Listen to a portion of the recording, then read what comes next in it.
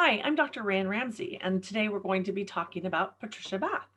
She was a remarkable entrepreneur, doctor, and inventor. She was the first female doctor to receive a medical patent.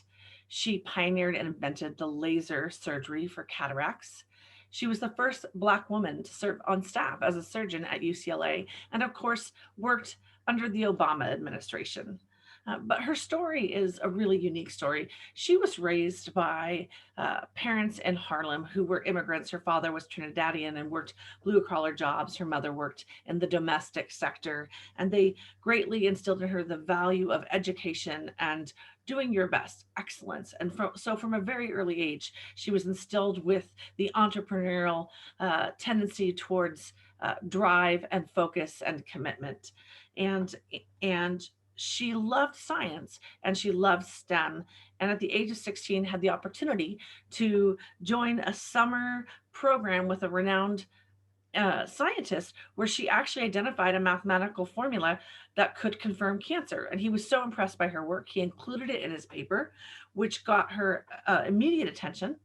She ended up finishing high school in Harlem after just 2 years, and at 16, then moved on to Howard University to study medicine. Now, keep in mind, this is at a time when 40%, only 40% of Black Americans were actually finishing high school, and only 13% had the opportunity to go on to college. So it was pretty significant. At Howard University, she excelled in medicine and she graduated near the top of her class. When she was done, having been inspired by the civil rights movement and really having come face to face with the inequities in the treatment of medicine and housing and job opportunities and wages and so on in the Black community, she wanted to go back and serve in that community. So she went home to Harlem, worked in a hospital there, and then also did research at Columbia University. Now, this is interesting because um, this is at a time when the United States heads into a recession. And as such, the city of New York is also facing some challenges, if you will.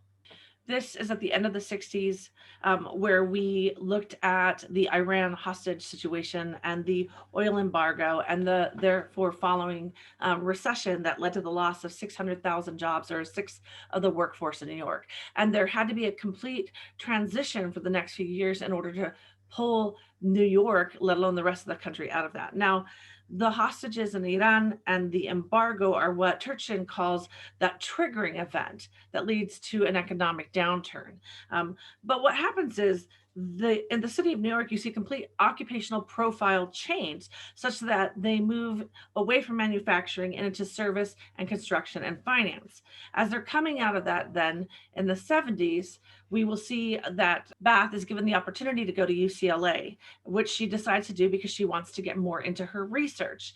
And she's the only woman at the prestigious Jules Stein Eye Institute at UCLA when she arrives. They don't even have an office space for her. She has to be with secretaries at first. And that speaks to how few women are in medicine and how few Black women even have opportunities in the medical field in general. She goes on by 1974 to run their residency program, and by 1983, she is appointed their chief medical officer. She was an exceptional woman. Keep in mind that at this time, we're still looking at a wage gap where she's not making the same as her peers.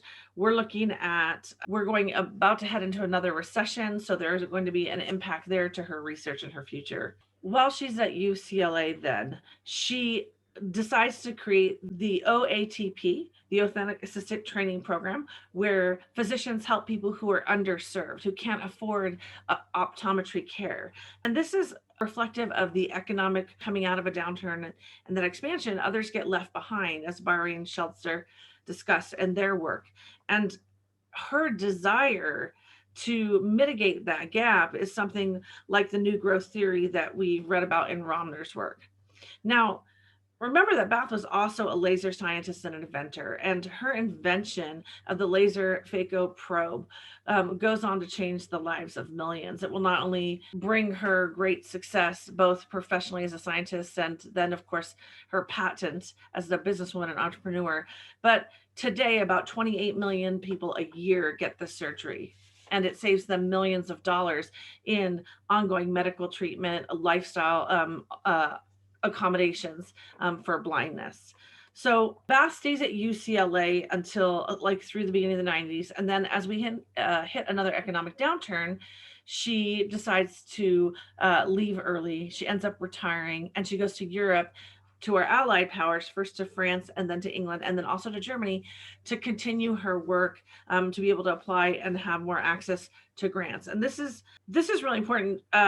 This is what you would look at under Barry's like sort of free market economy for one another, where she couldn't have that opportunity here, but she could find it there. And so she will pursue that. She goes on to publish more than 100 articles and continue her advanced research all the way up until she dies in 2019.